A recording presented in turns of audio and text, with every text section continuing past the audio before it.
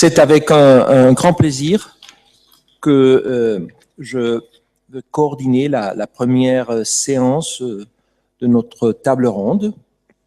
Avant de commencer, je veux remercier Simina Tănășescu parce qu'elle nous a accueillis avec beaucoup de générosité, une très belle organisation de cette rencontre, ainsi qu'à Eric Oliva pour avoir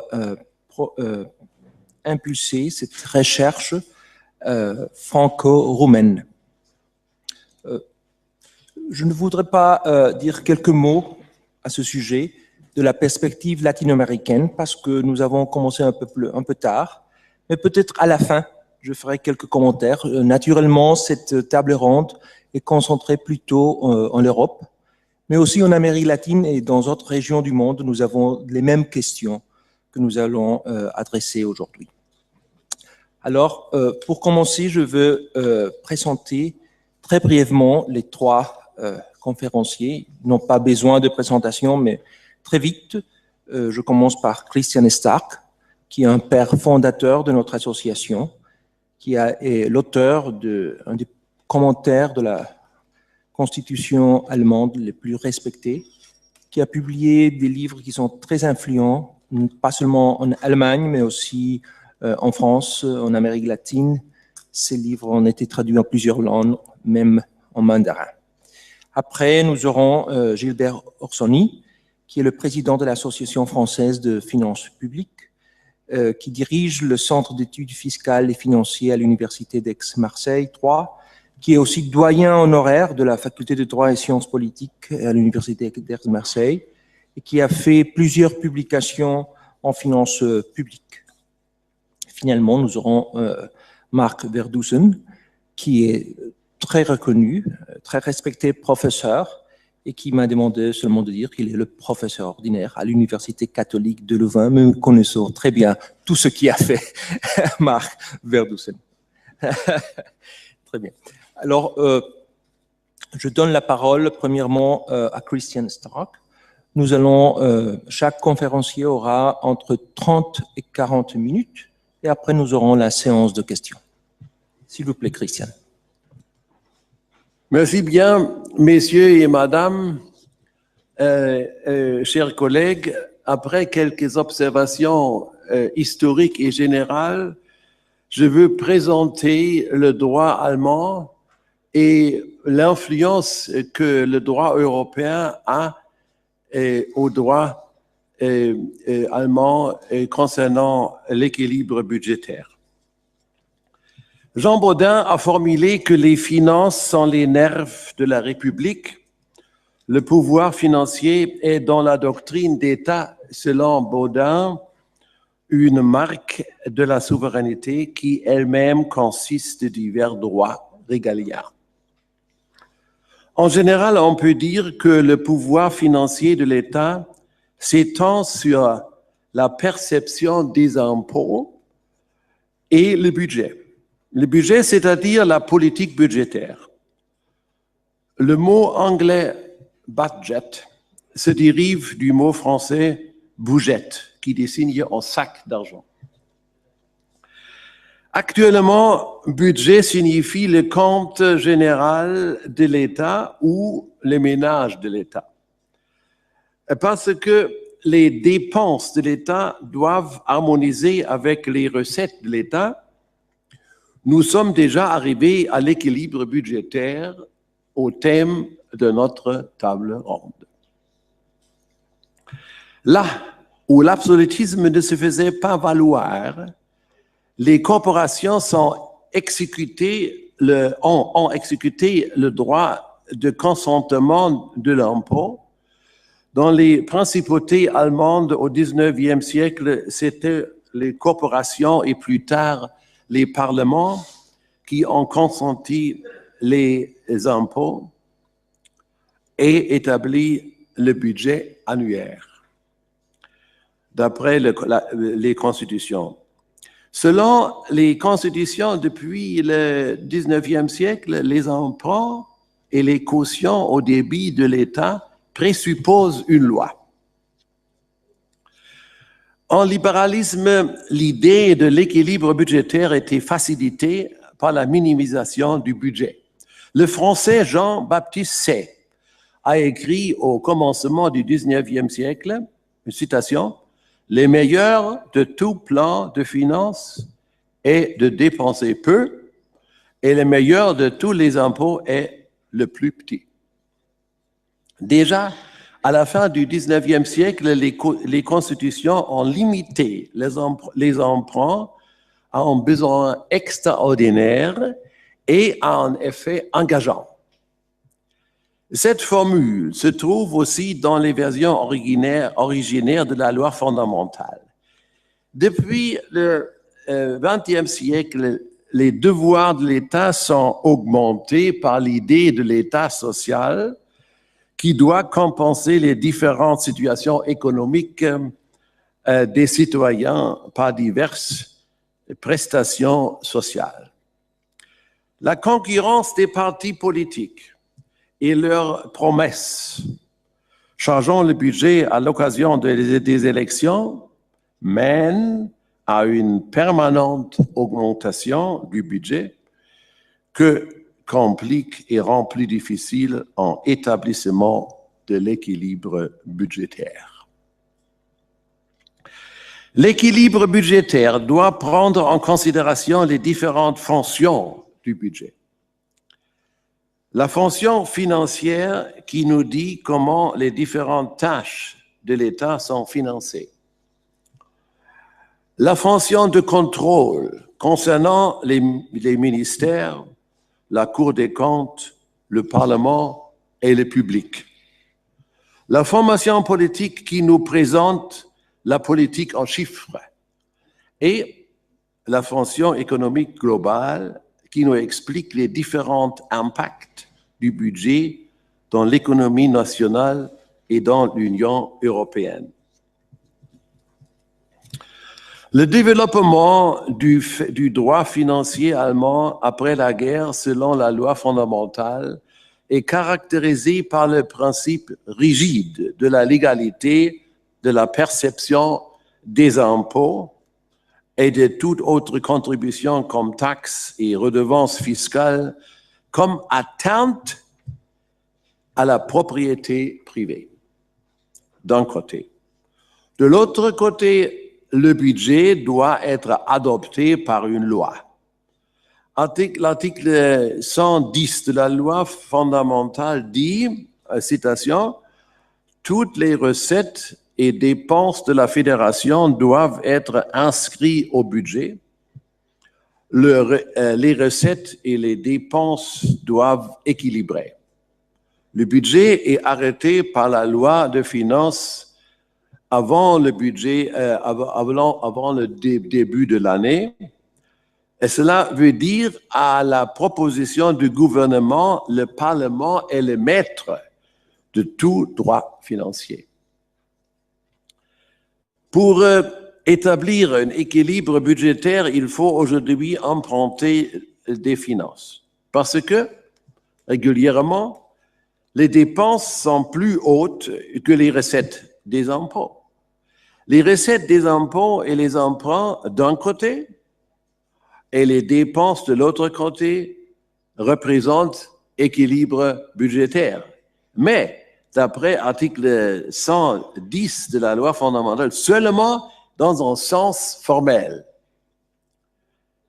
Concernant les emprunts, l'article 115 de la loi fondamentale, dans sa version de 1969, pas encore valable, renfermait une règle très sage que je veux citer. Le produit des emprunts ne doit pas dépasser le montant des crédits d'investissement inscrits au budget. Cette règle est une réponse à l'augmentation des dépenses étatiques et soutient l'équilibre budgétaire dans un sens matériel ou substantiel. Et en même temps, protège la génération prochaine qui ne doit pas payer plus tard les dettes de la génération de ses parents. La règle doit éviter une perturbation du principe démocratique parce que la génération du futur ne se peut pas articuler au Parlement en tant les dettes sont établies. La règle sage précitée était complétée par la suivante deuxième phrase de l'article. Citation. Il ne peut être dérogé à cette règle que pour lutter contre une perturbation de l'équilibre économique global. Que veut dire ça? L'équilibre budgétaire matériel ou substantiel est relatif en faveur de l'équilibre économique global. La fonction de l'équilibre économique repousse l'équilibre budgétaire matériel. Plus poliment, on peut dire la protection de l'équilibre économique actualise ou recule l'équilibre budgétaire au futur.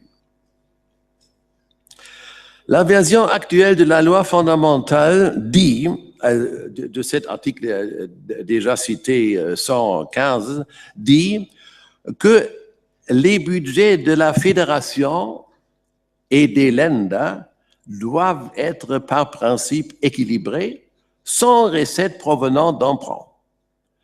L'article explique que ce principe est satisfait si les recettes provenant d'emprunts ne dépassent pas 0,35% du produit national brut nominal.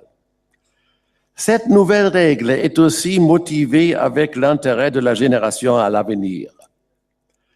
À cet intérêt n'appartiennent non seulement les investissements classiques, mais aussi les investissements à l'éducation, à la recherche et au développement. Le législateur qui a changé la Constitution est parti du fait que les dépenses jusqu'à 0,35% du produit national brut nominal contiennent des dépenses qui sont effectives à l'avenir et ne chargent pas la génération future. En article 115 de la loi fondamentale, l'article 115 de la loi fondamentale continue. Si le développement de la conjoncture dévie de la situation normale, les emprunts peuvent dépasser les 0,35% mentionnés jusqu'au 1,5% du produit national brut nominal. Mais les endettements dépassant 1,5% doivent être réduits conformément à la conjoncture selon une loi fédérale. Les règles assez compliquées essayent de regagner l'équilibre budgétaire dans les années suivantes. Que veut dire situation normale? C'est le contraste à la situation perturbée. Selon la loi, à l'exécution de l'article 115 de la loi fondamentale, une déviation du développement économique de la situation normale, conjoncturelle, est présent qu'il est à supposer que les capacités économiques globales sont surchargées. La dite lacune de production est donnée si le potentiel de la production à évaluer dévie de l'attendu produit national brut nominal du budget établi. Ces définitions légales doivent stabiliser l'application de l'article 115 de la loi fondamentale. Ben, on verra s'il est possible ou non. Si on s'occupe des règles de l'équilibre budgétaire national, il faut prendre en considération le droit européen. qui déjà avait motivé des amendements constitutionnels dans les États membres, aussi en Allemagne, et qui a durablement une grande influence à l'interprétation des normes constitutionnelles concernant le budget. L'article 126 du traité sur le fonctionnement de l'Union européenne exige que les États membres évitent un déficit budgétaire excessif. Le traité ne s'occupe pas avec l'équilibre budgétaire formel, parce que seulement l'équilibre matériel est d'intérêt pour la politique monétaire de l'Union. Dans ces 14 alinéas, l'article 126 du traité règle des instruments de la Commission européenne à surveiller l'évolution de la situation budgétaire et du montant de la dette publique dans les États membres en vue de déceler les erreurs manifestes concernant l'équilibre budgétaire. Les deux critères pour l'examen de la Commission européenne sont le rapport entre le déficit public prévu les déficits publics prévus ou effectifs et le produit intérieur brut dépasse 3% comme valeur de référence, outre que le rapport n'ait diminué de manière substantielle et constante et atteint au niveau proche de la valeur de référence, ou que le dépassement de la valeur de référence ne soit qu'exceptionnel et temporaire, et que le dit rapport ne reste proche de la valeur de référence. Deuxièmement, le rapport entre la dette publique et le produit intérieur brut dépasse 60% comme valeur de référence, outre que le rapport ne diminue suffisamment et ne s'approche de la valeur de référence à un rythme satisfaisant. Quels sont les moyens de surveillance et de sanctions qui doivent assurer l'équilibre budgétaire matériel dans les États membres? Première mesure, si un État membre ne satisfait pas aux exigences des critères expliqués ou de l'un d'eux, la Commission européenne élabore un rapport. Ce rapport examine également si le déficit public excède les dépenses publiques d'investissement et tient compte de tous les autres facteurs pertinents, y compris la position économique et budgétaire à moyen terme de l'État membre. Si la Commission estime qu'il y a un déficit excessif dans un État membre, elle adresse un avis à l'État membre concerné et elle en informe le Conseil.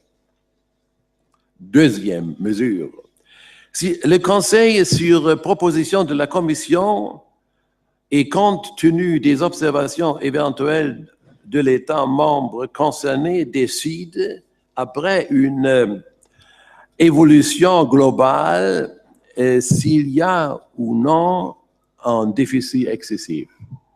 Si le Conseil décide oui, il adopte sur recommandation de la Commission les recommandations qu'il adresse à l'État membre concerné afin que celui-ci mette un terme à cette situation dans un délai donné. Lorsque le Conseil constate qu'aucune action suivie et d'effet n'a été prise en réponse à ces recommandations dans le délai prescrit, il peut rendre publiques les recommandations. Troisième mesure, si un État membre persiste à ne pas donner suite aux recommandations du Conseil, celui-ci peut décider de mettre l'État membre concerné en demeure de prendre, dans un délai déterminé, les mesures visant à la réduction du déficit jugé nécessaire par le Conseil pour remédier la situation. Aussi longtemps qu'un État membre ne se conforme pas à une décision du Conseil, il peut décider d'appliquer ou, le cas échéant, de renforcer une ou plusieurs des mesures suivantes. Exiger de l'État membre concerné qu'il publie des informations supplémentaires à préciser par le Conseil avant d'émettre les obligations et les titres. Inviter la Banque européenne d'investissement à revoir sa politique de prêt à l'égard de l'État membre concerné.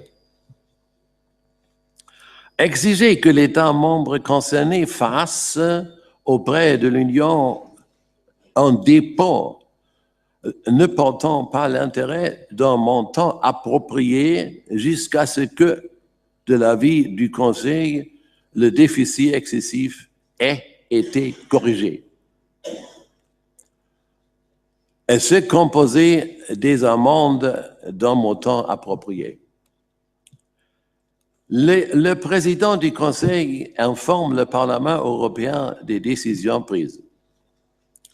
Si les mesures du Conseil sont couronnées de succès, il abroge toutes ou certaines de ces décisions ou recommandations dans la mesure où, de l'avis du Conseil, le déficit excessif dans l'État membre concerné a été corrigé. Si le Conseil a précédemment rendu publiques les recommandations, il déclare publiquement des abrogations de la décision qu'il n'y a plus de déficit excessif dans les États membres, dans cet État membre. Si l'État membre n'observe pas des recommandations et plus tard des sanctions, le Conseil n'a aucune possibilité de les exécuter. Concernant les sanctions, il peut saisir la Cour européenne de justice qui décide seulement par jugement déclaratif. Cela veut dire que le Conseil et la Commission ne peuvent pas poursuivre et réaliser l'équilibre budgétaire matériel dans les États membres. La condition de fond pour l'union monétaire dépend de la gestion des finances publiques par les États membres. L'Union européenne n'a aucune influence effective sur l'établissement et l'administration des budgets des États membres. Je suis à la fin. Une dernière observation. Une influence effective sur le budget national ne résulte que du fait qu'un État reçoit des aides de finances par l'Union européenne ou par une autre institution comme la Banque internationale sous conditions spéciales, dont l'observation est surveillée. Concernant l'Union européenne, les règles de l'article 126 exposées ont pour présupposition que l'Union ne répond pas des engagements des États membres. Je vous remercie d'entendre ma conférence par un Allemand qui ne connaît pas la langue française comme langue maternelle.